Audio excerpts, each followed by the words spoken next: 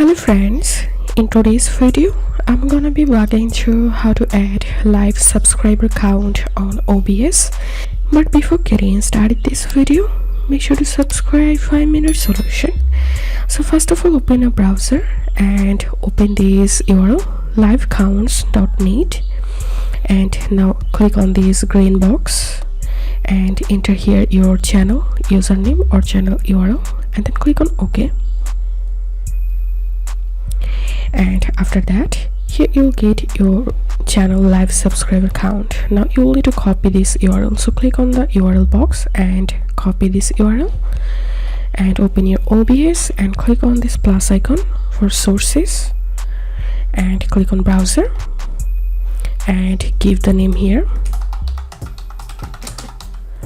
and OK.